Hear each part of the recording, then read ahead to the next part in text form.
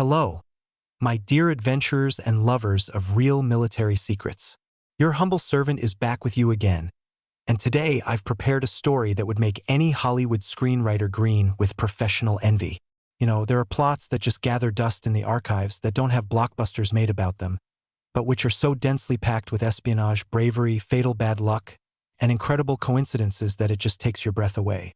Today, we're talking about invisible men, about soldiers who could speak any language, wear any uniform, and die quietly so as not to wake the enemy. We're talking about the famous Brandenburgers, the elite of Hitler's special forces, and their secret operations carried out alongside submarine crews. This is a story about how a handful of saboteurs tried to change the course of the war, and how sometimes one small failure leads to a chain of events that shakes the entire world. But I'll warn you now, the story will be long, winding, and will end not quite how you might expect.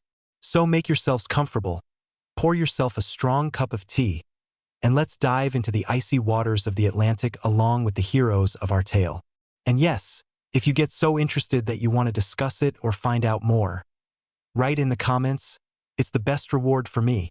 And if you want to be the first to dive into such archives, subscribe to the channel and hit the bell so you don't miss the most interesting stuff. Here we go. Part 1. An Ocean Grave for Ghosts. June 24, 1943. The Atlantic Ocean. This isn't a sunny resort, but a frozen gray hell where the sky merges with the water into one endless, stormy wall. Picture it. Southwest of Iceland, places where even in summer the water temperature rarely rises above 10 degrees Celsius. A patrol aircraft, a Liberator, is on patrol. This is a flying fortress, a heavy machine designed for one purpose: hunting the underwater predators of the Third Reich.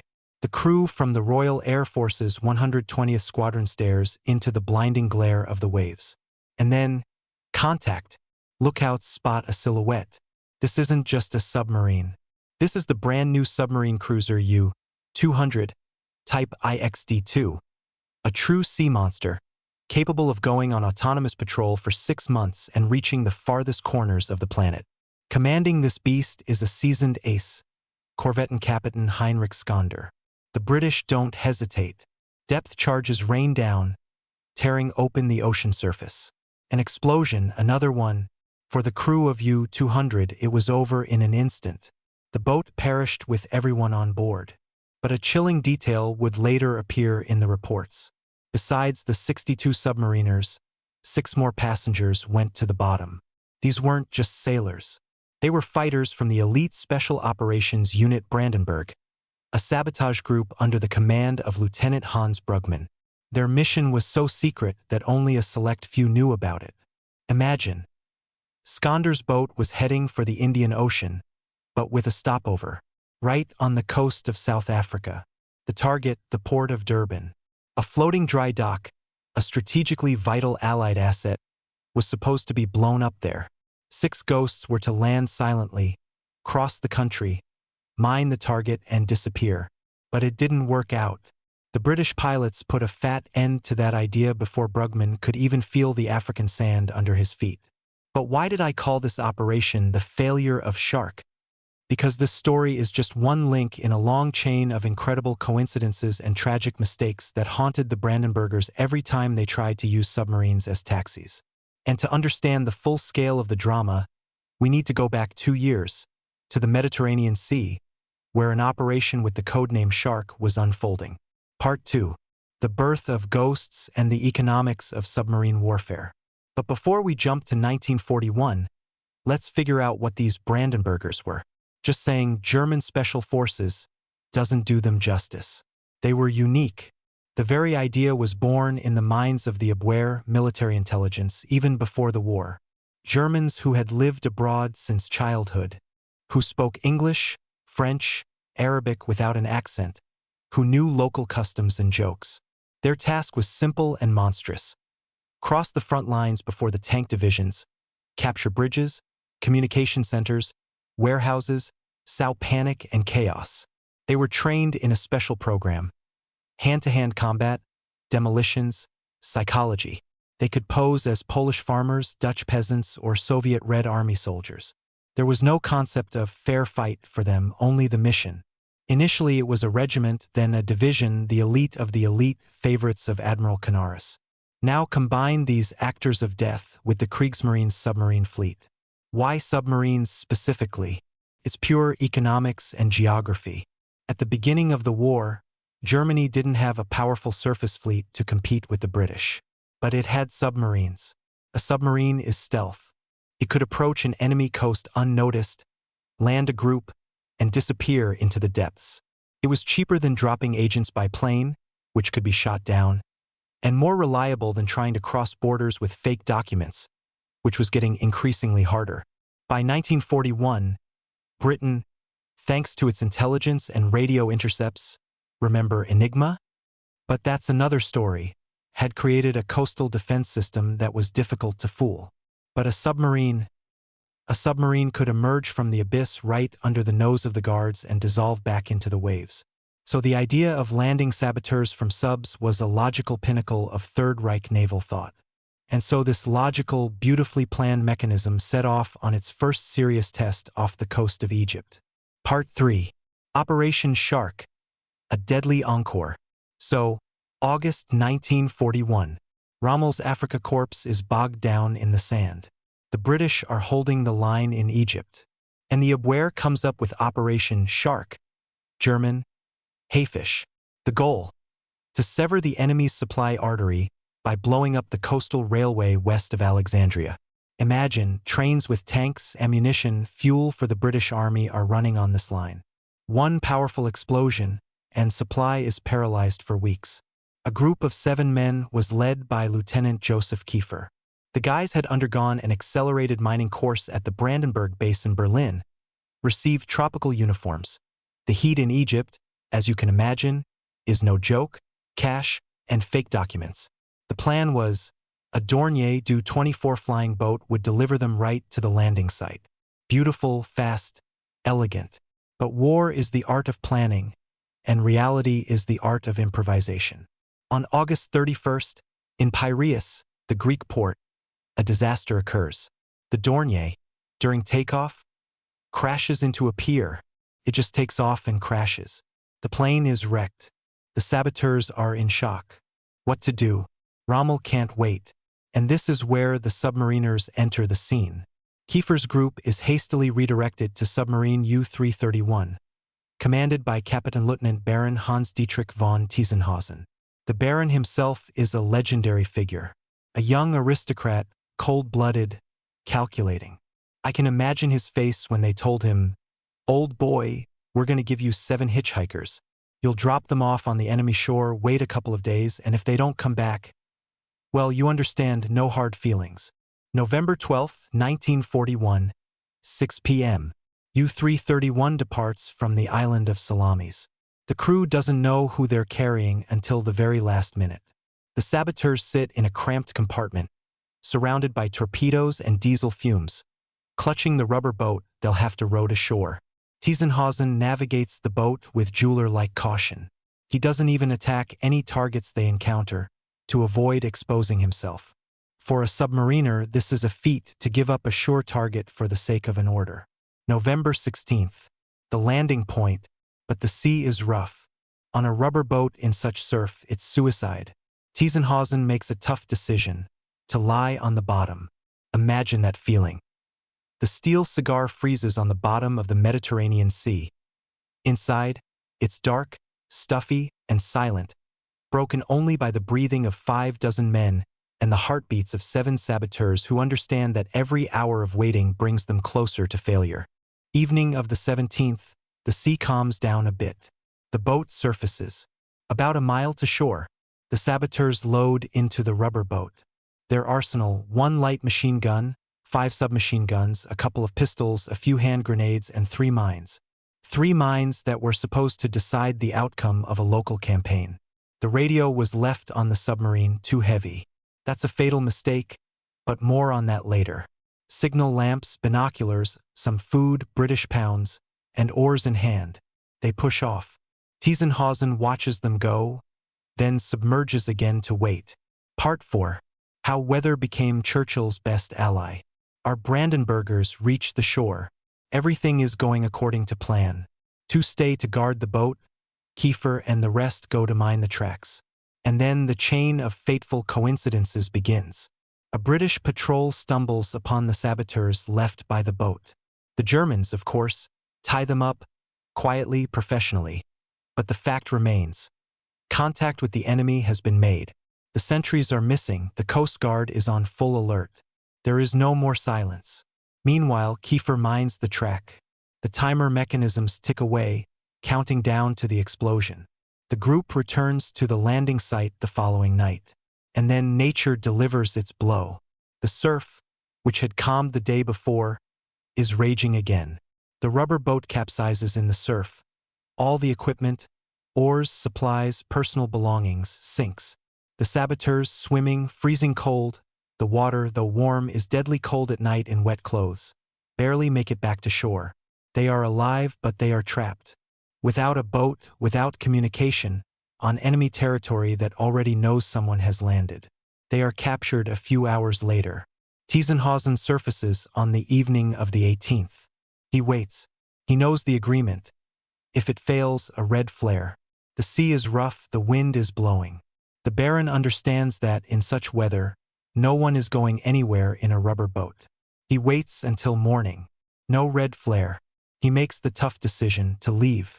A submarine can't loiter off an enemy shore forever.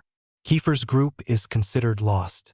And now, attention, the climax. Kiefer, once captured, decides to play his own game. During interrogation, he tells the British, "We had an agreement with the boat about signals. They send up a green flare, we send up a red one. If you attack the boat, it will get away." Why did he do it? To confuse the investigation? To protect Tiesenhausen? But his lie turned out to be unnecessary. Tiesenhausen had already guessed the failure when he didn't get the signal. Meanwhile, the British find the mines on the tracks and disarm them. Operation Shark has failed spectacularly. The German supersaboteurs end up in a POW camp. The main reason? The weather. If not for the storm, they would have escaped, and the mines would have exploded. The Allies were just lucky. Or was it more than luck? Historians still debate. Perhaps British intelligence already knew about the plans, and the patrol on the shore wasn't an accident? The documents are not fully declassified. It leaves room for conspiracy theories.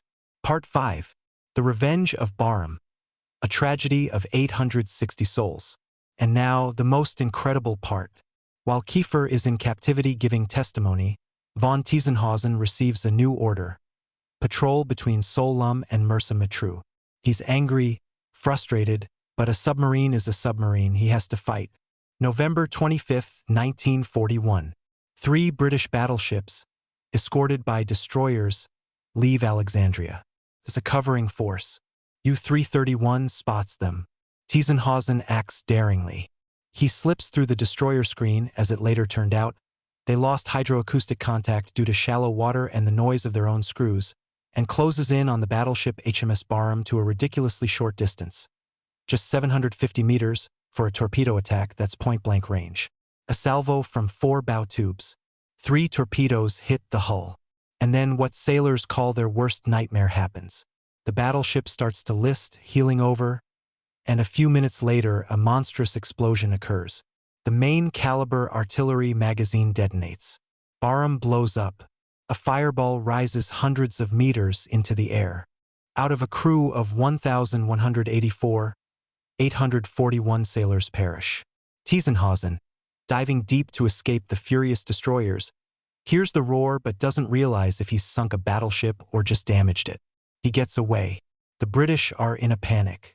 They don't know which submarine it was, how many there are. The Admiralty conceals the fact of Barham's loss until January 1942, to avoid damaging morale. And here's where the most interesting part for our plot begins. Imagine an alternate reality. If Kiefer's group had landed successfully, mined the track, and returned to the boat on November 18th, Tiesenhausen, according to orders, would have immediately turned around and taken the Brandenburgers back to Salamis. He wouldn't have gone to patrol that specific area. He wouldn't have encountered Barham on November 25th. The British battleship would have remained afloat. 860 people would have lived. Just think about it.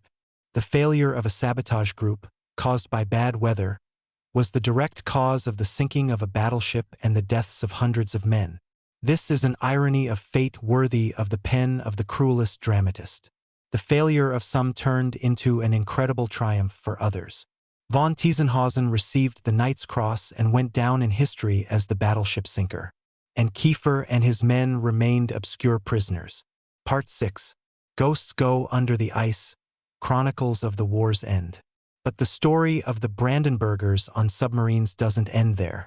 Despite the failures, the Germans continued to believe in this tactic. Right up to the very end of the war. The very last act of this drama played out in April 1945. The war was drawing to a close. The Red Army was already on the outskirts of Berlin.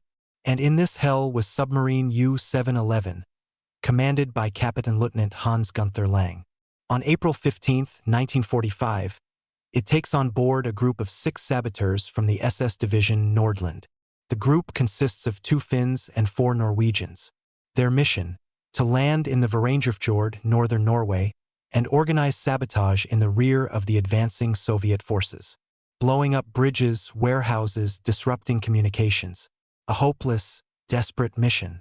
On April 18th, they are landed, and the group falls apart like a house of cards. Imagine these people.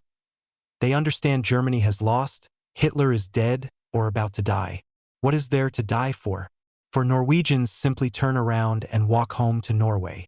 They will be arrested, sentenced to 2 years in prison for serving in the SS. The Finns vanish into the fog of war without a trace.